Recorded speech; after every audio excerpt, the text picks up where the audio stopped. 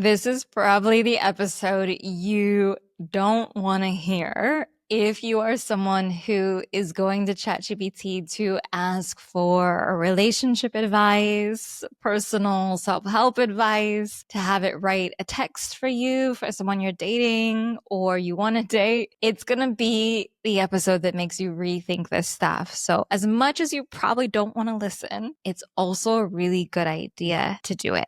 So it was shocking to me when I had several friends, this was maybe a year ago, this trend started, telling me that they were using it to basically replace some therapy sessions.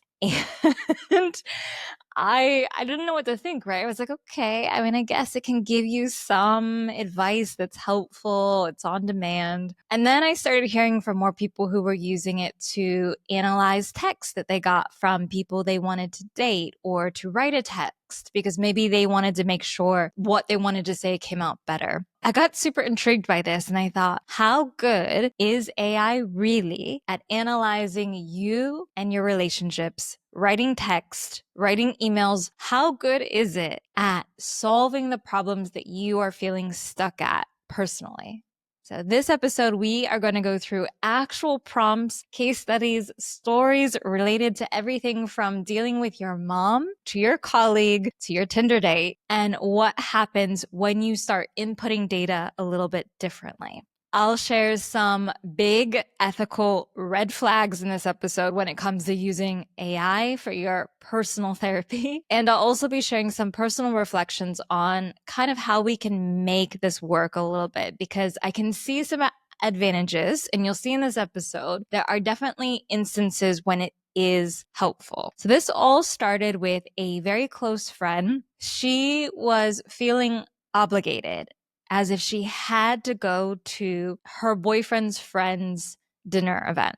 She really didn't want to go. She felt like she didn't get along with any of those people. It felt very cliquey. She felt that it was almost a waste of her time. And she was also feeling a little resentful because he hadn't gone to the events with her friends. She wanted to express to him how she didn't want to go. So she wrote the text with ChatGPT and she showed it to me. And immediately my thought was, it communicated her feelings really well. It left out his. It left out him entirely. It left out the bigger context and it reinforced her biases. Now, this is someone I know really well, so I could see that. And so instead I said, why don't we tweak this instead? Think about from his perspective, what's a way that you could communicate how you're feeling without bringing up past baggage of him not following through. I admit it's important to talk, of course, of those things, but how could we say that a little differently? And so she changed the text. She sent it to him. No issues. ChatGPT didn't come up with that.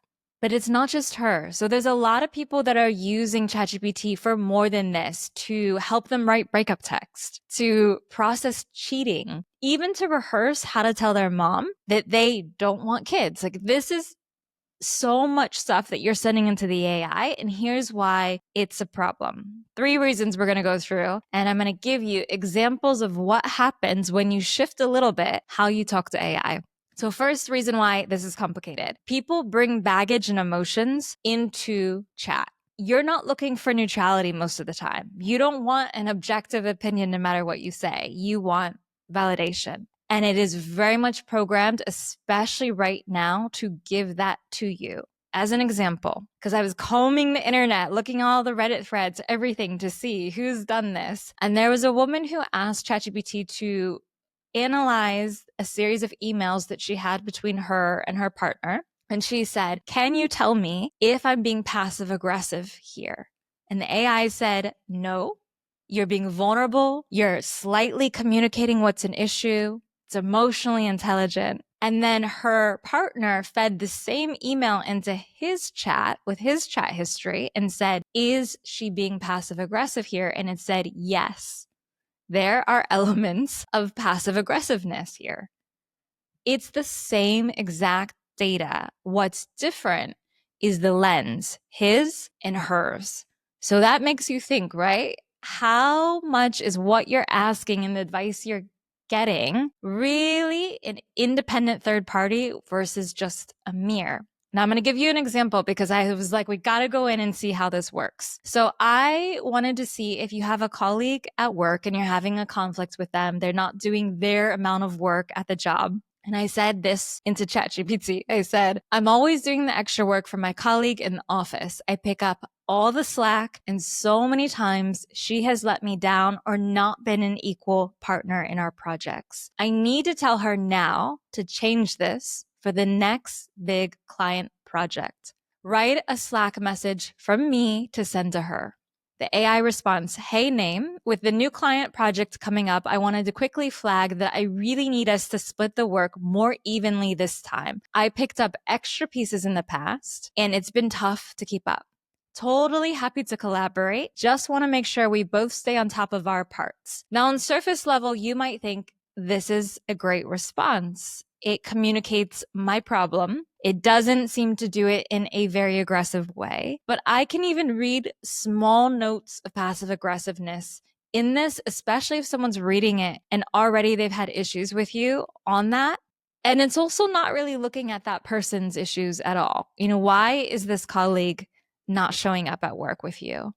You haven't addressed that at all in your input. So what I did is I reworked this. I said, okay, if I want objective answers, I have to give an objective prompt. So instead I said this, no baggage here. I have a colleague who is struggling to keep up her part of a project right now with a client. I'm doing a lot of the research and creation. I need to write a Slack message to get her to become aware of this and show up. Make it soft, but clear. So here I have only stated the facts. I've also tried to pull in some sensitivity for her. And here is what it gave me.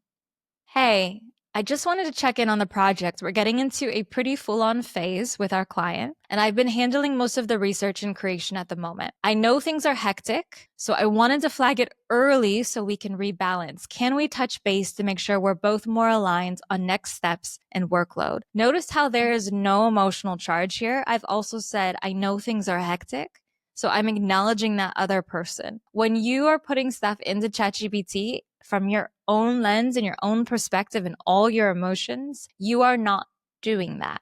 Now let's give another example because I was just thinking, what are the other contexts where this will work? So in this one, it's about a potential person becoming a more serious person you could date. So here's the first input. I'm going to do it with no baggage, just the facts and a little bit of my emotions, but not a lot. I feel like this guy really likes me. He always watches my Instagram stories and he sends me messages when he's in town, but he never seems to be available. What's going on? Now, already some of you are like, I know what's going on. And the Reddit people had a lot to say. This is what ChatGPT gave me back. It said, he always watches my stories. That means passive attention. He messages when he's in town. Sporadic, not dependable availability. He never seems to be available. Inconsistent investment in you. That is a great answer. I can see that actually I probably shouldn't waste my time with this person. But here's what happens when you bring your baggage into the chat. This guy definitely likes me. He always watches my Instagram stories and he does everything he can to see me when he's in town, rearranging appointments and all of it. But it's hard for us to be together outside of that because he has such a high stress job. I know this person is meant to be my husband because we have so much compatibility and I feel safe with him. Because he lives far away, we can't have an ongoing relationship, but I'd like your thoughts on what's going on. Now, notice I have fed all of my delusions is a hard word, but I've fed my delusions into this. And I have taken all of the excuses he's probably given me, his job, living far away. I've put them all into this. This is what AI told me. AI says, he always watches my Instagram stories. That means he's actively tuned into your life and he is likely emotionally invested. If you're just listening, you can't see my mouth drop here. He does everything he can to see me when he's in town. That means there's intention, action, and pursuit. Possibly long distance situational obstacle is the only thing in the way. It could also be mismatched availability lifestyle or emotional readiness. Now, notice here, it is bringing up a red flag. It is saying, well, you guys might not be matched on your lifestyle and your emotional readiness. However, if I'm someone who is so gung ho on this person, I already have it in my mind that this is going to be someone I'm going to be with, I am not going to read that information that this AI sent me, where 15% of it is red flag. I'm going to read the rest, the 85% that said, hey, this is great. Maybe you just need to wait a little. Can you see how this creates a problem? So what is going on here is input bias. Your emotional framing of a situation is going to distort the answer that AI gives you. Because AI, especially ChatGPT, is optimized for helpfulness and also likability. That is a dangerous thing. And even Sam Altman has said that, in the latest version, there's this weird sycophant, this tendency to please you that it will say, and almost anything you do, even your weaknesses, it will glorify them up.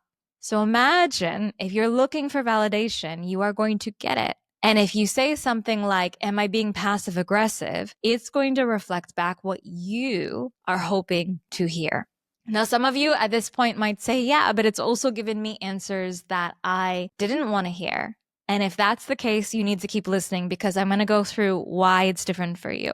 But to wrap up this part, AI right now, current version at the time of recording, is going to give you the answers most likely to delight the person asking the question, because then you will keep using it.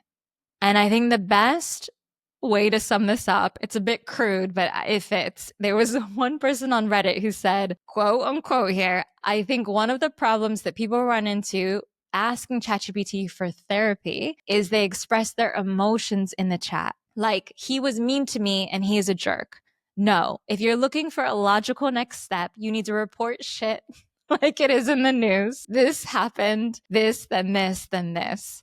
That is summed up so perfectly. If you want to really use it, you're going to basically use it as a tool and not as a therapist here. Now, let's bring this back to you here. Think about when you almost texted someone something emotional and you wanted a second opinion. Now, imagine that you typed it into ChatGPT and you said, I want to say this. What do you think?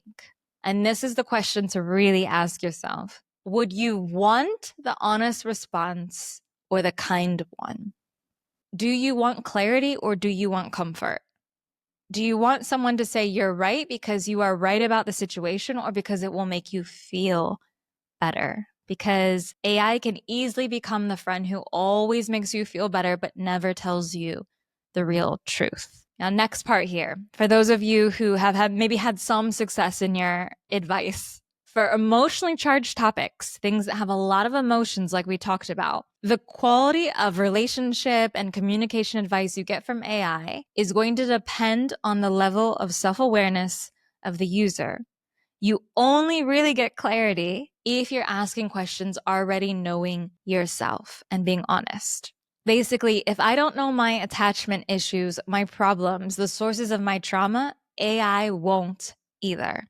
There's this idea of emotional granularity. So emotional granularity is the ability to identify and label your emotions precisely. If you have high granularity, meaning you really understand your emotions and what's going on, you can usually make better decisions. But that also results in a tool like AI, because if you can give it more insight into your mind, like really understanding yourself, your shortcomings here, this is not necessarily the baggage now. This is being real with who you are and context. It can help you more. So, for example, if you put into AI, I'm sad, it's going to give you one response versus I'm feeling unseen in my relationship is going to give you much more nuanced guidance. Emotional granularity sharpens your results. And this is the thing where you're not going to get more emotional granularity, more self-awareness by using just AI. You're going to have to dive deeper, sometimes on your own, therapist, somatic work, but we got to go deeper here. Take a moment before we keep going and think about an issue you've been facing with your family, your work, colleagues, a partner, a date, your kids. First, tell me, how would you express it right now in 2 sentences without thinking? You can say it out loud or say it in your head. Don't think about how it should sound. Just say, what's the issue? What are the emotions and the patterns that you have that you are bringing into that conflict? Because it is never just one person. What are the things that you're bringing into it? This leads naturally into the third problem about ChatGPT or any AI being your therapist or the friend that you cry on. AI can't handle the nuance of both your background and the second person in the dynamic. So it's not going to reflect your unique history or that of the person who is in the conflict that you're with unless you provide it. So on one level, you don't want to put too much emotion in it because you're going to distort the advice you get back. On another level, you have to really understand who you are, which is what we talked about, your shortcomings. And then here, you have to really give it both sides of the story. So I, of course, put some inputs in different ways to show you what this looks like. So first example, let's say you have a friend that is no longer very emotionally supportive and you're struggling with something. I have been on both sides of this, the friend who was not really helping and the friend who was struggling. So here is no context. I'm not giving any information beyond my lens. And I'm also doing it as someone who's not super self-aware or aware of my friend. So I say this, I have a friend who I am always there for, but she doesn't seem to be there for me. I'm going through a tough phase at work right now, and I just want to talk to her about it, but she avoids me and I don't know what to do. What text can I send her? AI says this, hey, I've been feeling a little lonely lately, especially with how stressful work's been. I notice when I've tried to reach out, you seem a bit distant. I'm not upset. I just really value our friendship and needed someone to talk to. Now, at surface level, this is okay. You know, it's not, I think when people get answers they like on AI, they like them because they don't have a strong emotional charge to them. So this is definitely better than what you would write when you're mad. But I want to give you an example of how much better this can be when you really give context. Let's say this friend has just gone through her own tough situation at work. She's moved to a new city. She's feeling so overwhelmed and exhausted. I know she's been there for me, but right now I need her to be there for me even more. And I know I haven't been great because my attention is on my own issues, but how can we solve this? What can we do? AI says, hey, I know we've been going through a lot and I've shown up for you like I usually would, and I haven't shown up for you like I usually would. I'm sorry for that. I miss our connection and I really care, even if I've been quiet. I'd love to find a way to be there for each other, even if it's just for short check-ins or sending each other a bad day emoji when it's too much to talk. I know we both care deeply. I just wanted to say that out loud. This is an incredibly emotionally mature text that lets someone know I understand their situation and I'm giving them an easy way to reconnect. Just send me an emoji. This would have a much more profound impact than the one before. So you see how context is everything. Now let's give you another example. This one is using AI to help you with hard conversations. Again, we want to shift it away from you just blanket asking for advice to you giving context and critically thinking through it and using it as a mirror. So here's my first input for a situation where a mom is pressuring someone to have kids and they're tired of the conversation. No context. I'm having issues with my mom and I really want to tell her it bothers me when she brings up me having kids, but she doesn't listen. What text can I send to help?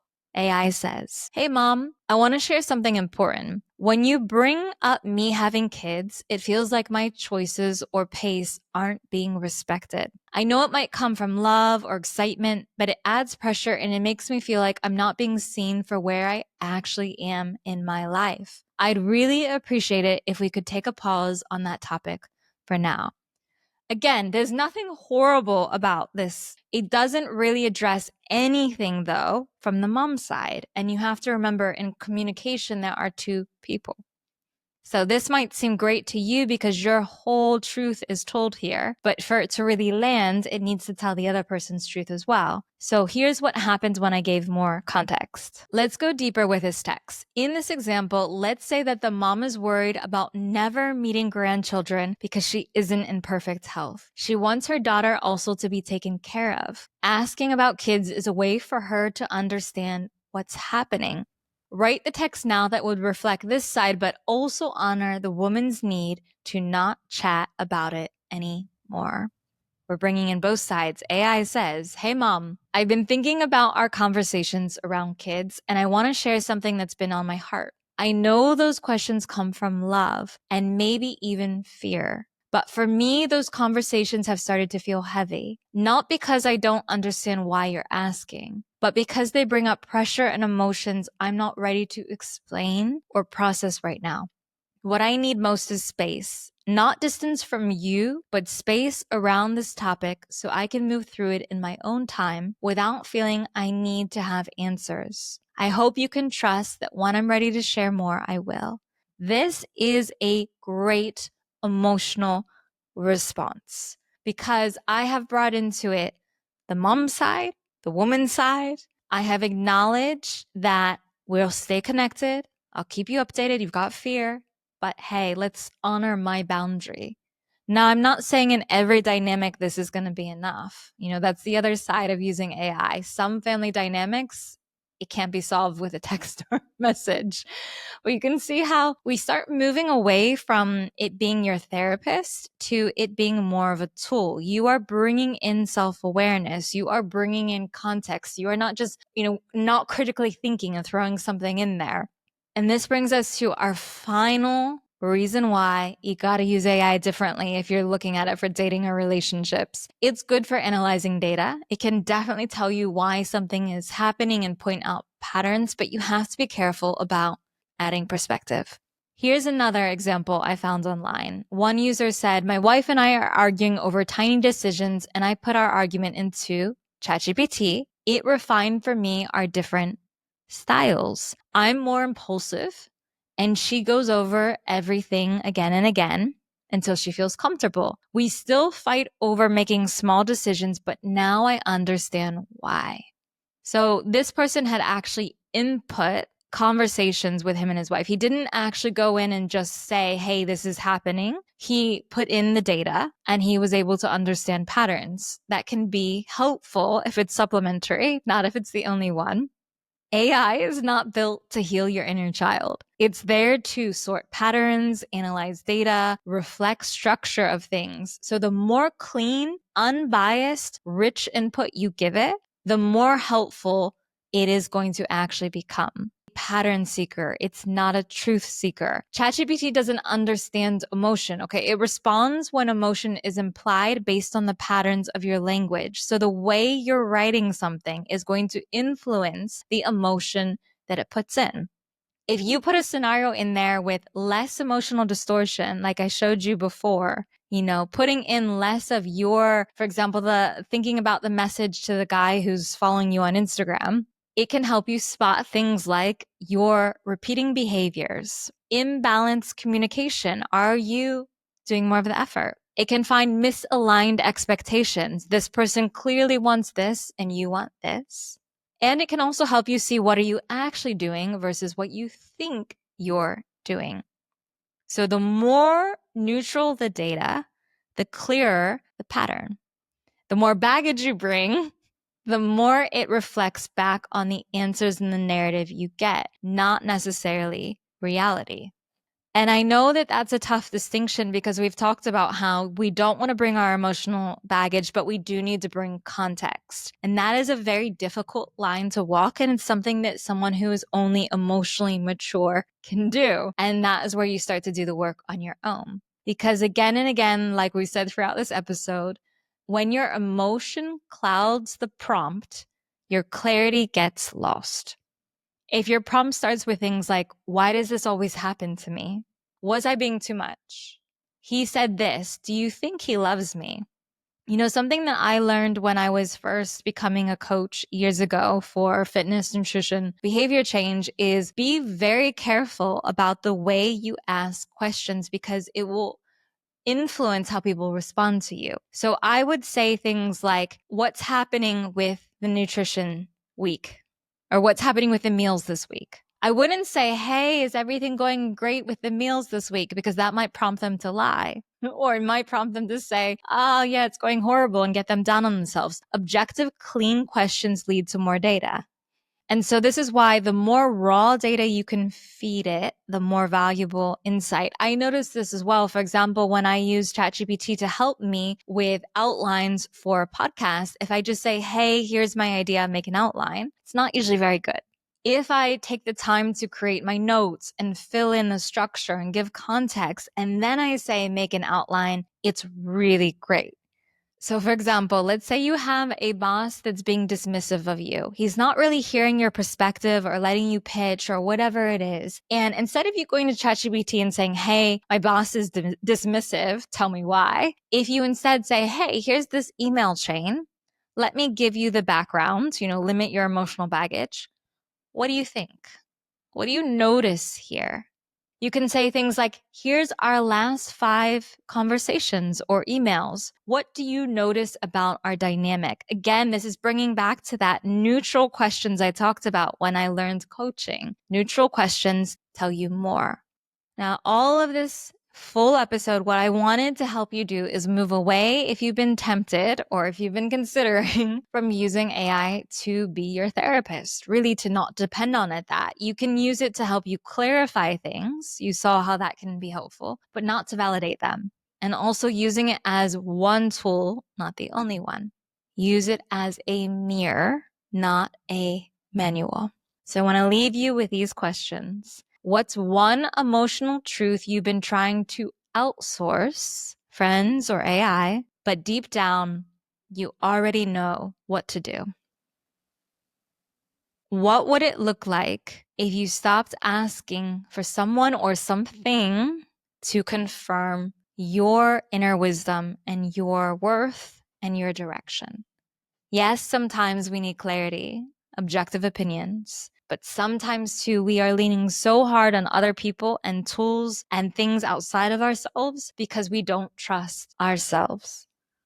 Now, if you want to go deeper into specifically the dating side of this, there's an episode 309 called Why We Keep Choosing the Wrong Person, where I'm speaking to Mariana Moreno on creating emotional safety, self-worth, clarity. I think it's an amazing one to listen to next, episode 309, Why We Keep Choosing the Wrong Person, if you want to get a little bit more clarity that is not just from AI.